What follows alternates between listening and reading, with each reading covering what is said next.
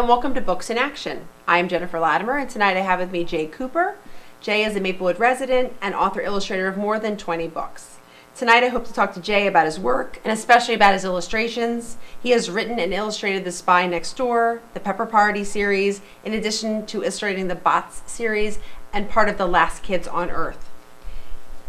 I would love to hear, Jay, about your introduction to books. Have you always loved the written word?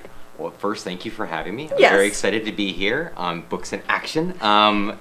Books in Action. I grew up in a house with that was full of books. Both my sister and my mother were big readers. My sister especially, who was about 6 years older than me, was into all the most amazing nerdy stuff she could have been into. She introduced me to Doctor Who. She played Dungeons and Dragons. She had the X-Men comics when it was Byrne and Claremont at which is the top tier X-Men creators. And she had these fantasy and sci-fi books all over the house, all over the time that had these amazing illustrated covers on them that promised secret worlds and amazing adventures, and I was never allowed to touch them because she was my older sister and she would have tanned my hide basically. So I kind of grew up with with respect for books, and when I was finally reached the point when I could have my own of that caliber, I really appreciated it. So I think that was part of the reason that I became a real book hound, but also I think that there's a certain element of of osmotic transmission stuff when you have books around you if they're in your house, you're more likely to become a reader. And in fact, I read a study the other day put out by a friend of mine who has a organization called Freedom that kids that grow up with just a single small shelf of books in their house are 4 or 5 times more likely to graduate high school than I was always amazed in grad school when you had to do studies and how many words, if somebody talked to you and read to you, just how even exponentially that affected your language acquisition. So I get you on that one.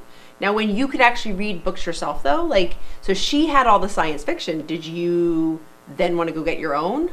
Was there anything about what was young Jay wanting to not put down? Oh well, it's full admission. If okay to share. Yeah, it's okay. It was comic books. It was Okay. It was comic books. I was 6 years old with my mother in a department store, and some kid must have left a comic book behind in the shopping cart, and I just picked it up, and it was Micronauts number 29. I remember very vividly. I still have the copy, even though it's beat up, and I restapled it myself. But she asked if I could take it because it wasn't sold at the department store, and they said yes, and that just started a love affair, and I've been collecting comics ever since. So that was 1980. It's been a long time, but I grew up with the Avengers comics, the X-Men, the Micronauts, all those, and the Mad magazine digest books also, where I just devoured those. So Al Jaffe and Don Martin, Sergio Aragonés, Spy versus Spy, that was all in constant rotation.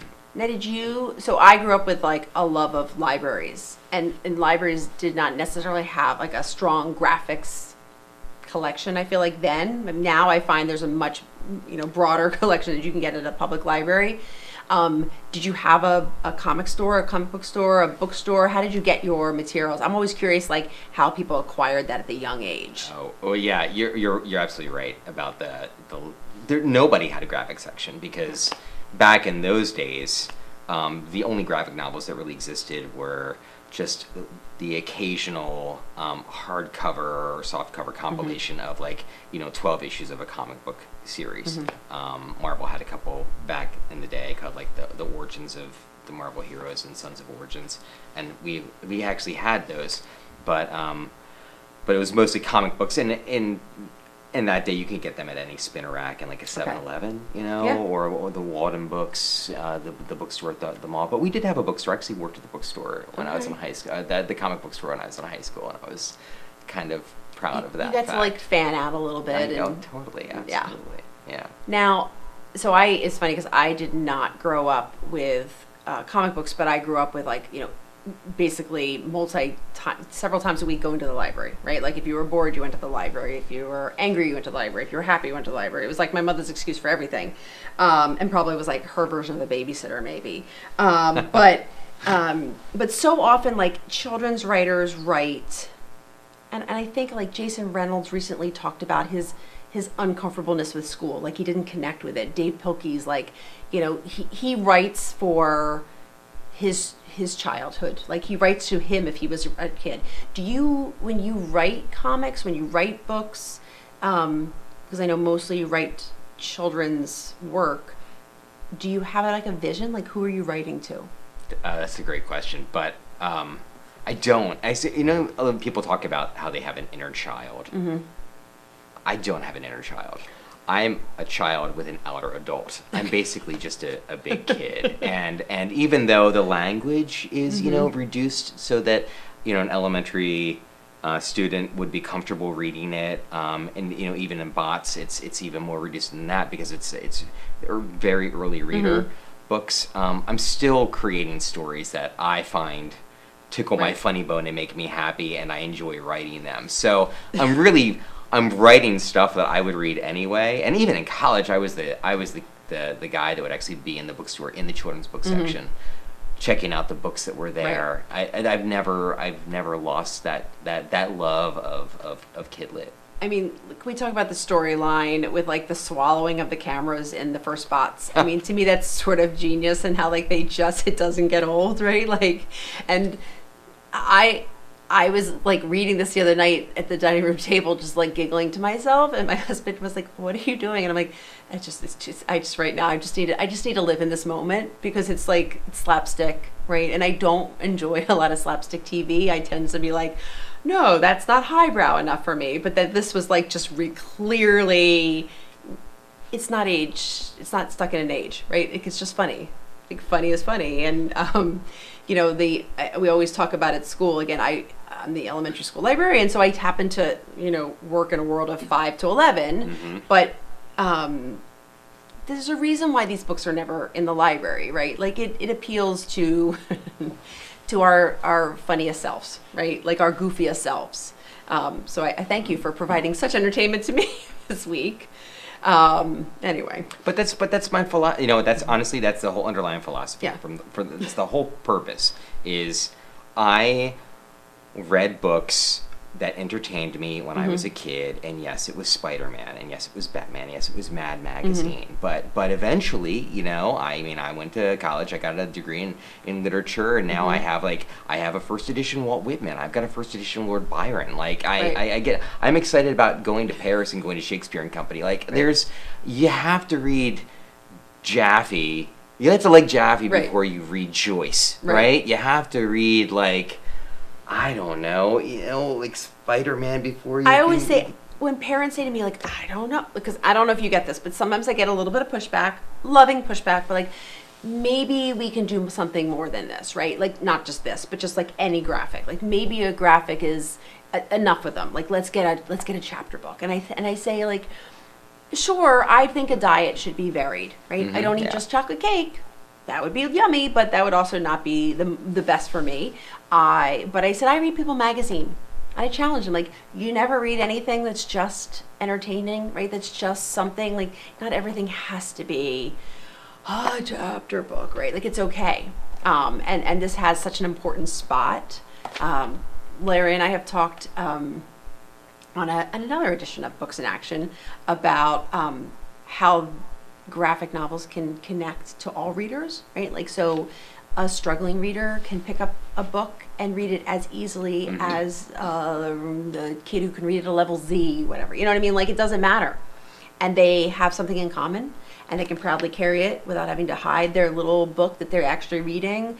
And so for me, I will defend them. Like, I will go down with the good fight, because it equalizes, it balances the playing field. It gives kids confidence, and hopefully then they can grow and build. Totally, absolutely. It's got cool cachet, and some of those graphic novels have super deep content, and are really dealing with real issues that real kids are really struggling with. I mean, it's no longer just yes, sure. Some stuff is bots, and Right. some stuff is like, like Dog Man. But you also have like Guts, and you've got Smile, and you've got Mouse. You've Have got you read like, Persepolis? Yes, yes. So Persepolis changed my entire world when I read it. I literally think I sat there just stunned. I was a child in the 70s, but I wasn't paying attention to like world politics and what was happening.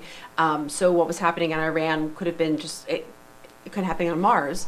And I read Persepolis and I went, what? Right? And how did I not know? Oh, that's right. You were like 6 years old. Of course you didn't know. But then watching the film version of that was very cool too, because I always wondered, like, how would you take, there's that whole pipeline of books to movies. Well, how would you take a graphic and turn it into something?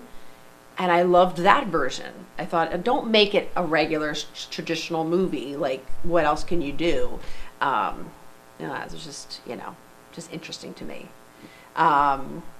Anyway, okay, so graphics, our love of graphics. Anything else coming with our graphics here? Can we talk about what else? I mean, you have this successful bots, and you have the work on.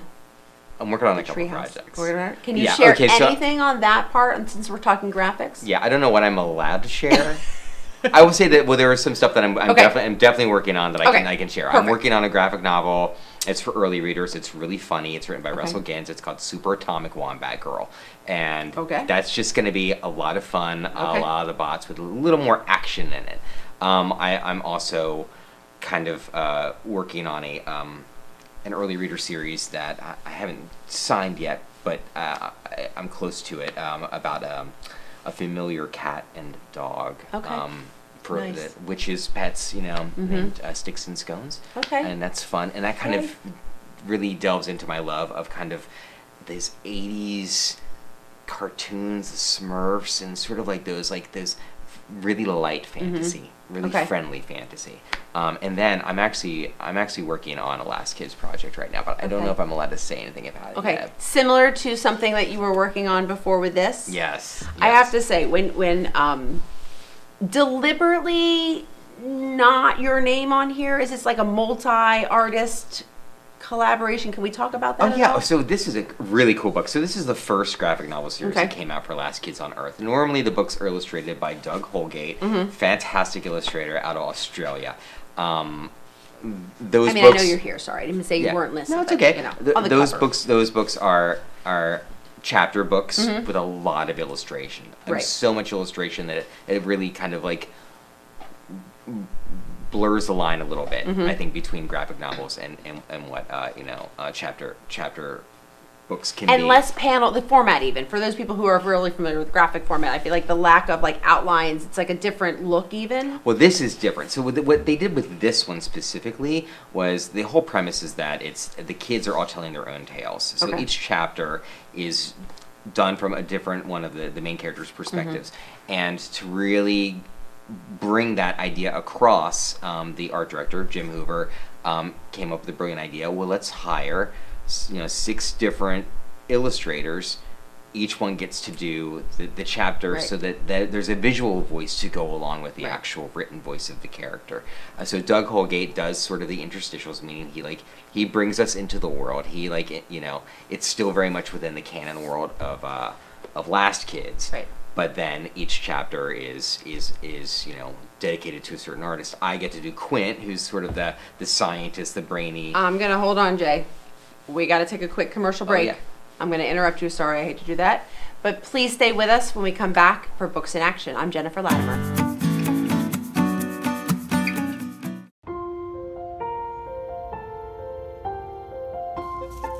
It's an onion.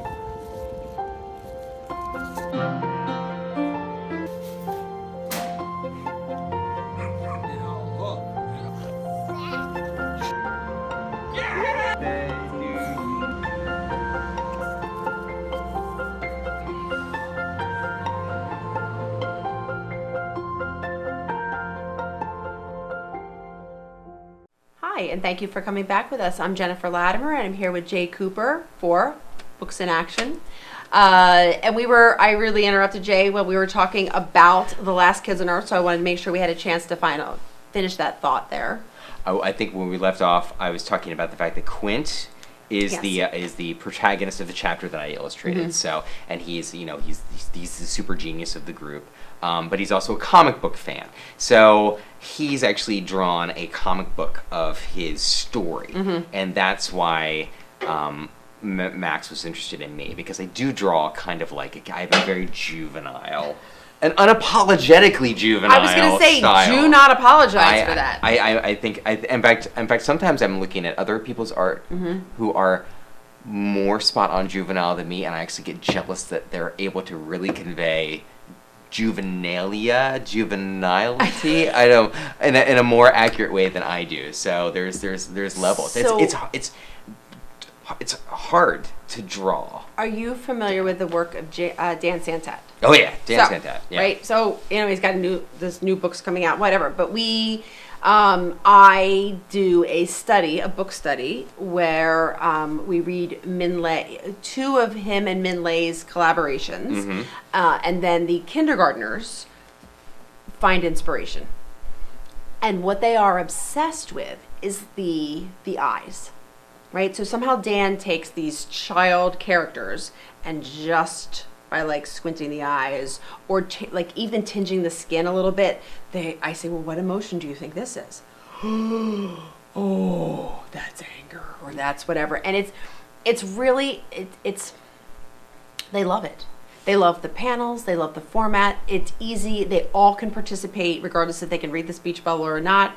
Because again, they're in kindergarten, right? Like, so I have to remind myself, but I've always been sort of really obsessed with the ability to show emotion in such a small space. We actually were friends on Easter back in Brooklyn, and the daughter of the family that we were hanging out with, who goes to a school it's an art-based school, she had brought home a project. It was a big cardboard board full of panels, and the panels had just different emotion names underneath them. And we all went around the table, and we just drew what the emotion would be. Anyone that we wanted, and there was no particular order. Whatever we felt, moved to draw. But absolutely expressive emotional drawing is just fun. So I will tell you, thoroughly. This is really exciting news. So again, I buy a lot of graphics for the library, and I often feel like I have to apologize to parents. Like, I promise I'm spending the district's money well, and I know they always look ratty, but it's only because they've gone out like 26 times. Yeah. Like, and the kids will say, "Well, I was like sleeping with it at night." I was like, "That's not sleep on top of the books." But I have this project that I've done before, and I found out this year the 5th graders actually are going to study graphic novels. Really? As part of the curriculum, which was like so exciting. So I've been taking all of those beat up copies that I had to finally retire because like we're losing pages left and right. Sometimes the kids will say, "I promise I don't care that it's missing pages, let me just have it." But I said, I'm going to keep them for a project, and my vision for like the end of May, beginning of June, is to take the pages, just like tear them out of the books, and have them do like what happened before and what happened after. So like for kids who like graphic novels, but maybe have never tried to write them, okay, I'm going to give you the middle. It's almost like the middle panel. We're going to make like a 3-page story, but I'm going to give you the middle scene, and then so they can have the model, right? They can have like something to go by. So I don't know. Do you like that idea as a graphic? That's a cool idea. It's kind of like what's it called? Beautiful Corpse? Is that what it was? I don't know.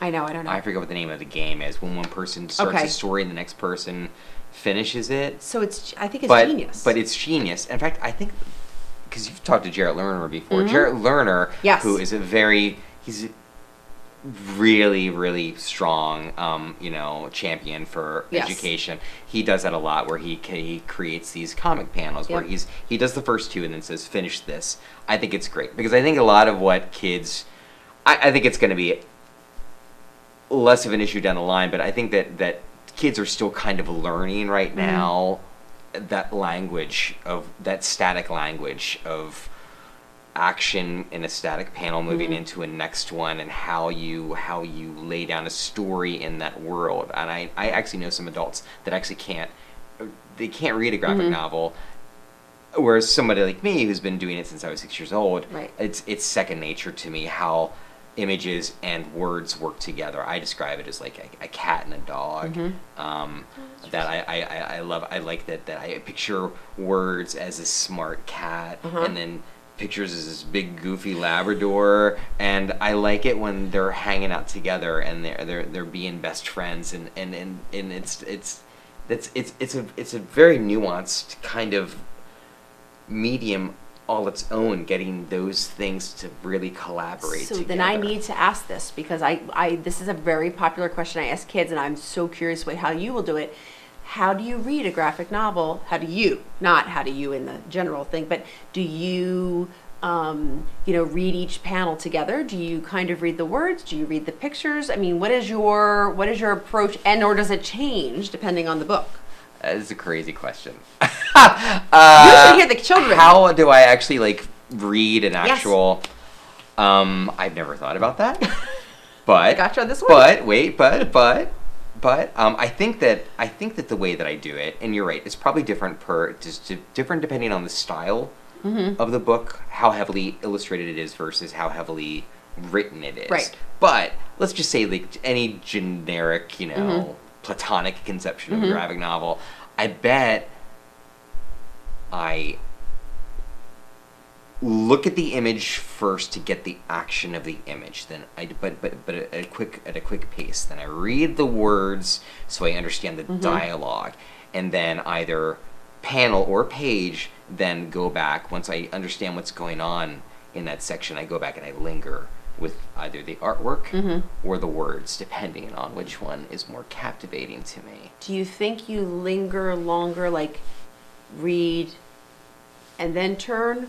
Or, as some of my children do, they almost race through, but they reread it 4, 5, 6 times. I mean, they will just sit there, they get to the end, they start again. It's almost like they need to almost preview. Their brain takes in some things, and then they take a little deeper dive. I don't know, it's fascinating to watch them. Again, I spend all day with them, so I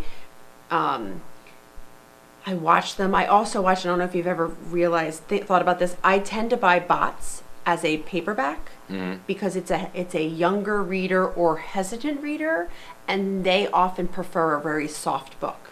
That's interesting. I hadn't thought about that. So as opposed to durability, it's the actual tactile nature. So I will have of the to buy soft more book. copies because I know they are not going to last. But I notice them, and they tend to fold it just a little bit, like they get comfy with it. Where like an older reader or a more confident reader doesn't. I don't find they worry about that. But I think sometimes, like when the book weighs too much, it's hard. It instantly seems harder than it is. Interesting. That's fascinating. So it's just interesting to watch them and how they go through each page. And again, there's no two children are the same, but I just curious because there's not one way of doing it. You're right. I did when I remember being young, reading comic books on the floor of my bedroom. And in the summertime, and I remember the smell. Obviously, there's always that sort of the sense, memory is strong in that case. But I would read the same comic 4 or 5 times. I don't do that now as an adult. Now as an adult, I approach it a very different way. Okay. I don't have that.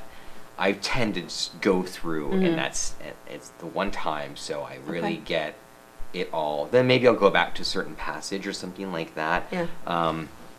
Have you read Kazu Kibuishi's Amulet series? Those are fantastic. Yes, and the children ask me on a daily basis when book 9 is coming out. I know he's working on it. I know he's working on it hard, but that's an example. That's a perfect example of a book that I will go back and I'll be like, when I finish it, I'll be like, oh, I really want to go back and like look at that detail of that beautiful landscape again. And because I was reading it, and then I was reading it as he was writing it, so when the next one would come out, I'd have to go back and I'd read the one before it, because I would sometimes forget, because again, I read so many books through the year, it's like the brain, and I really want it to be fresh when I read the next one, so then I have to go back. But the first book in that series sort of crushed me. It really did. I don't know, the emotions, something about that book, it was really raw. That first book was really raw. It had like a hint of like Cthulhu mythology interwoven in it. It was a darker book than the other ones. Yeah. But I think that's he was creating a world, and, Yeah. and the world. No, and that was building and for was those fan- of us who would gladly join a fantasy world some days rather than like, exist where we are, we were just like, oh, we're all in. We're going in, down the rabbit hole. Now I have a question because, on Bots, you are the illustrator of record and there is an author. And the children and I talk about this all the time. Like, so we often talk how when a book is made, the author and illustrator might not ever meet, right? So often it's the writer who writes a text. They get connected through an editor. It goes to an illustrator. The book gets done, but it go back and forth. But with a comic book graphic novel format, it feels like such an intimate, conjoined experience.